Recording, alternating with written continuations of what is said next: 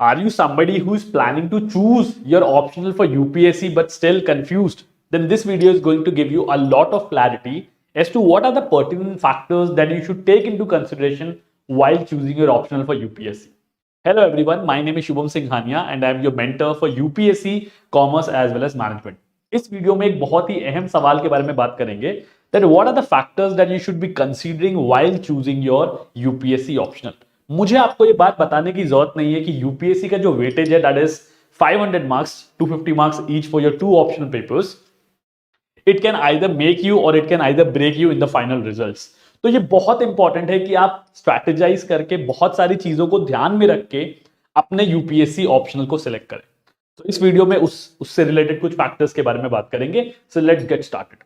Now first, what I'm going to discuss is what are the do's or what are the factors you should be taking into consideration. And the second part of the video is going to talk about that what are the don'ts or what are those factors you shouldn't be considering about. ठीक है? So let's start with your do's first. सबसे पहला aspect जो है वो है interest. Now this is something, this particular factor is something which is most crucial for your decision with respect to UPSC optional. और इसका रीजन क्या है? इसके दो रीजन हैं.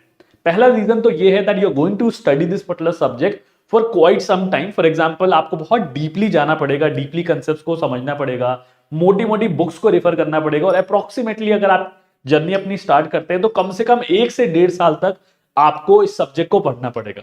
Now think about a subject जिसमें आपको बिल्कुल इंटरेस्ट नहीं है. Do you think you will be able to go deeper into it?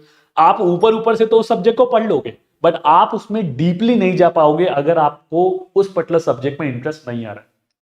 कभी भी ट्राई करके देखना कि जब भी आपको ऐसी चीज पढ़ोगे, आपने बहुत सारी नॉवेल स्टार्ट करी होंगी, मैं भी बहुत सारी नॉवेल्स पढ़ने की कोशिश करता हूं बट अगर मुझे उनमें इंटरेस्ट नहीं आता तो मैं उन नॉवेल को परचेज तो कर लेता हूं बट आफ्टर रीडिंग लेट से 20 pages 25 pages I am not able to continue it because मुझे मोटिवेशन ही नहीं आ रही होती अंदर से. So therefore the first crucial factor you should be taking into consideration is your interest.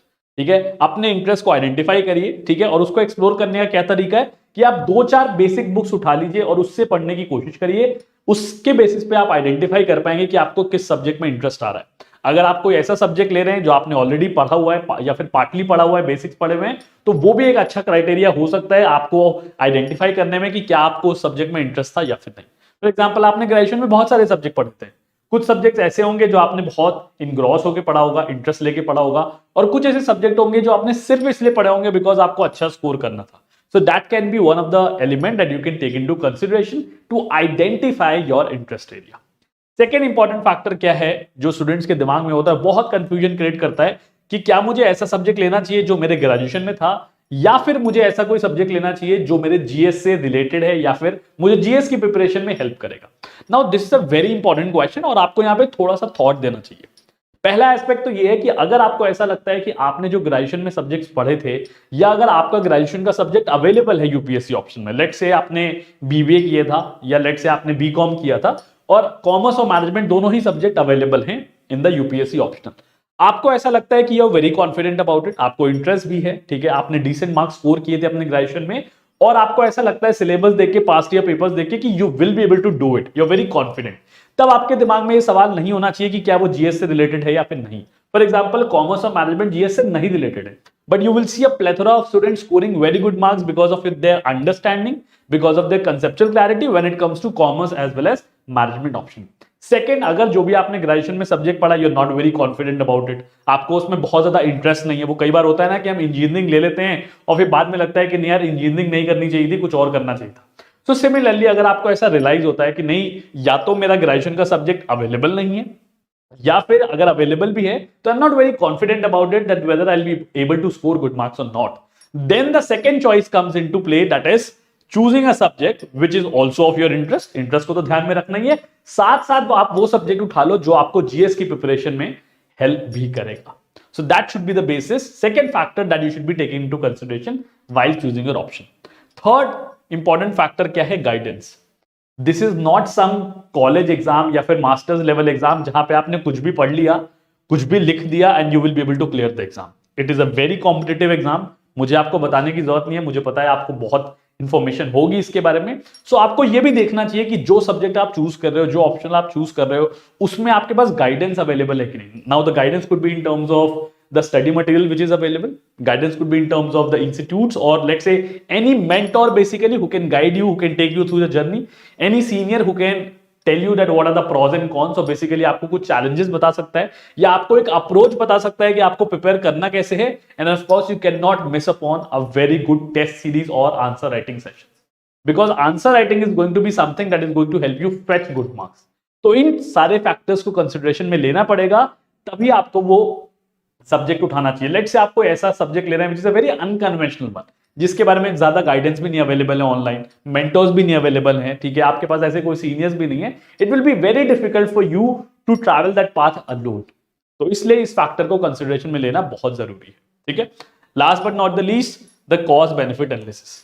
मैंने बहुत बार स्टूडेंट्स को देखा है कि वो पहले 3 फैक्टर्स को तो कंसिडरेशन में लेते हैं, बट चौथे फैक्टर को, कॉस्ट बेनिफिट एनालिसिस को कंसिडरेशन में नहीं लेते. Now what do I mean by cost benefit analysis?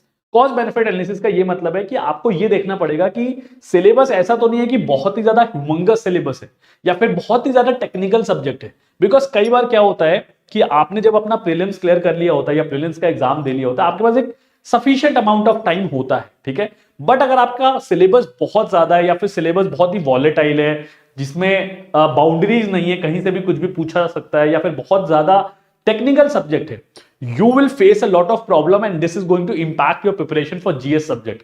आपको सिर्फ ऑप्शनल नहीं पढ़ना, आपको GS सब्जेक्ट की भी तैयारी करनी है. तो you will have to take a crucial thought, a proper cost benefit analysis कि क्या इस सिलेबस को मैं कंफर्टेबली आफ्टर मैं प्रीलिम्स रिवाइज कर पाऊंगा या प्रोबेबली कवर अप कर पाऊंगा, अंडरस्टैंडिंग ले पाऊंगा, ग्रिप ले पाऊंगा. ऐसा तो नहीं है कि जो मेरा ऑप्शनल सब्जेक्ट है वो बहुत ज्यादा टाइम ईट अप कर देगा, जिसका इंपैक्ट मेरे GS सब्जेक्ट पे आएगा. सो इन सारी चीजों को ध्यान में रखते हुए आपको कॉस्ट बेनिफिट एनालिसिस करना ही पड़ेगा. ठीक है, और प्रॉपर लिख के होना चाहिए कॉस्ट बेनिफिट एनालिसिस. ऐसा नहीं होना चाहिए कि ओरली कर लिया.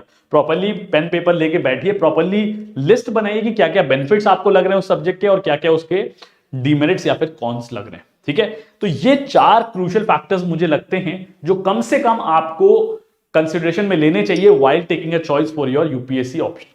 ठीक है, अब बात करते हैं कुछ डोंट्स की, या ऐसे फैक्टर्स जो स्टूडेंट्स को कंफ्यूज करते हैं या फिर जिसके बेसिस पे स्टूडेंट्स गलतियां करते हैं. सबसे पहला फैक्टर क्या है? Popularity.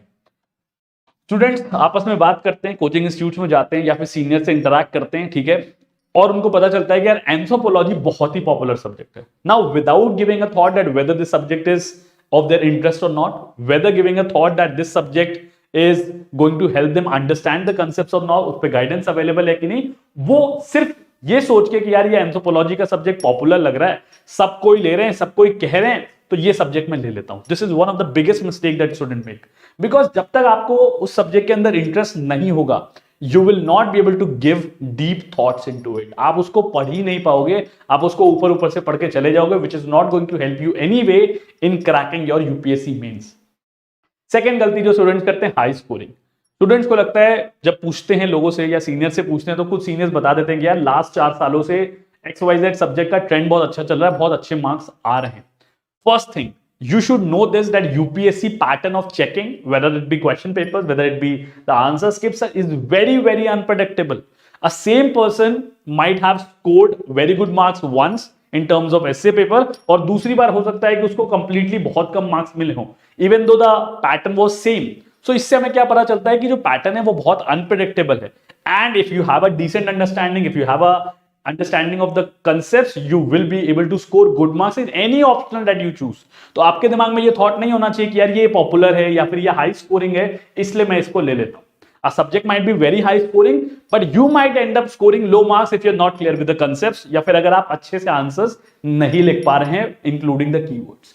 So high scoring should not be a criteria for you for choosing your optional. And last but not the least, peer pressure. वो स्कूल के टाइम पे लोग करते थे ना कि जब 10th के बाद समझ में नहीं आ रहा होता था कि यार क्या लेना चाहिए, तो क्या करते थे, अच्छा तू भी कॉमर्स ले रहा है, मैं भी कॉमर्स ले लेता हूं, साथ में पढ़ाई करेंगे, मस्ती करेंगे. You are not going to take your decision on such parlance now specifically for UPSC optional. तो कभी भी ये सोच के मत लीजिए कि यार मेरा दोस्त ले रहा है या मेरे जो ग्रुप के लोग हैं वो ये सब्जेक्ट ले रहे हैं ऑप्शनल का, तो मैं भी वही सब्जेक्ट ले लेता हूं. कंफर्ट जोन में मत आइए. ये मत सोचिए कि यार मैं उनके साथ तैयारी करूंगा तो मेरा भी निकल जाएगा, ये तेज बच्चा है मुझसे, या लेट्स से ये एकेडमिकली अच्छा है तो मैं इसके साथ तैयारी करूंगा तो मेरा एग्जाम क्लियर हो जाएगा. तो ideally these 3 factors should definitely be not taken into consideration while taking your choice for your UPSC option. Okay, it is your career. You have to think wisely. You have to think very smartly and then take your decision for your UPSC option. That was all that I wanted to tell you. Okay, I hope this video might have helped you. If you think that you learned something new, if you think that it was informative, do hit the like button, do subscribe to the channel.